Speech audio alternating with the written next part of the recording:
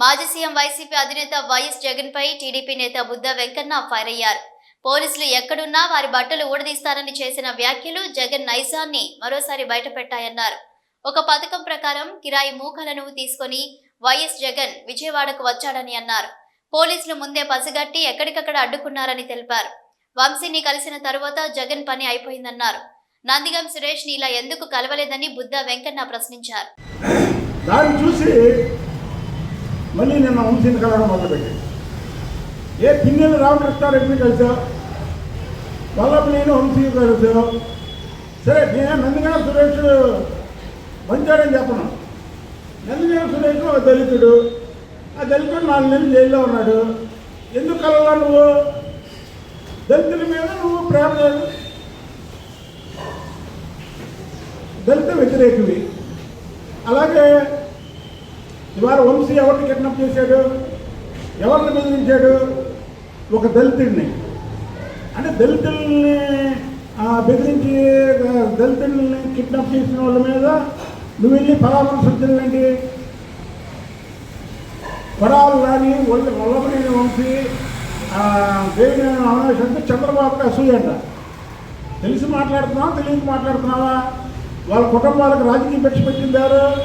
చంద్రబాబు నాయుడు గారు కాదా? తెలియకుండా మాట్లాడితే రాజకీయాల్లో నీకు ఓనమాలు కూడా తెలియవని లోపల వంశీ లోపల జైల్లో ఉంటారు. భార్య నీ పక్కన ఉండి నువ్వు అన్న మాటకి నవ్వుతుంది. అంటే అది పెద్ద జోక్యంగా తీసుకుంది. ఒకసారి వీడియో క్లిప్పింగ్ చూసుకో. ఇంట్లో యూట్యూబ్లో నిన్ను మాట్లాడితే పక్కన ఉన్నారు నవ్వుతున్నారో లేదో చూసుకో. అంటే వాళ్ళకి తెలిసిన రాజకీయం కూడా నీకు తెలియదు. కొడాలన్నా నేను ప్రశ్నలు అడిగితే అట్టేసిన అమ్మకు అట్టున్నారా అని ఇన్నాళ్ళు ఎక్కడికో పారిపోయి స్కూల్ పిల్లలు అయితే స్కూల్కి 4 రోజులు నామం పెడితే తల్లిదండ్రులను తీసుకొని స్కూల్కి వెళ్తారు చూసారా, భయపడి. అలాగే నిన్న జగన్మోహన్ రెడ్డి అన్న ప్రత్యక్షమయ్యాడు. అధికారం ఉండగా నిన్న పిల్ల సైకో వంశీని పరామర్శించడానికి వచ్చినటువంటి పెద్ద సైకో జగన్మోహన్ రెడ్డి వాక్యాలు చూస్తుంటే చాలా విడ్డూరంగా ఉండడమే కాకుండా నిన్న జగన్మోహన్ రెడ్డి ఒక పథకంతో విజయవాడ వచ్చాడు. రాష్ట్రంలో ఉన్నటువంటి కిరాయి రౌడీలందరినీ కూడా విజయవాడ తరలించి నిన్న విజయవాడలో అల్లర్లు సృష్టించడానికి ఒక పథకం ప్రకారం జగన్మోహన్ రెడ్డి ఇచ్చేశాడు. అది పోలీసు ముందే పసిపెట్టుకొని ఎక్కడికక్కడ వాళ్ళని నివారించడంలో పోలీసులు సఫలమయ్యారు. అయితే దాన్ని దృష్టిలో పెట్టుకొని నిన్న వంశీని కలిసి బయటకు వచ్చి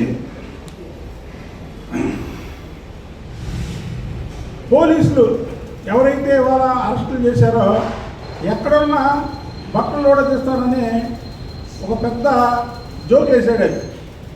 అసలు ఇతను వాళ్ళ పిల్లల్ని కలవాలని లండన్ వెళ్ళాలంటేనే కోర్టు పర్మిషన్ తీసుకొని వెళ్ళాల్సినటువంటి పరిస్థితి. ఇతనంట పోలీసులు బట్టలు కూడా తీస్తాడంట. ఇది వంశీని ఏదైనా ఆపరేషన్. అసలు వంశీని నిన్న జైల్లో కలిసి నువ్వు చరిత్రహీనుడు అయిపోయావు. వంశీని జైల్లో పెట్టినప్పుడు కనీసం ఆ రోజు ఖండిద్దామా వద్దా అని మీ వేషాలు లెక్కించి ఖండించడం కూడా ఆ రోజు నువ్వు ఖండించలా. తర్వాత ఎప్పుడైతే ఇవాళ వైసీపీ మళ్ళీ ఎమ్మెల్యేలు పక్కదారి పడతా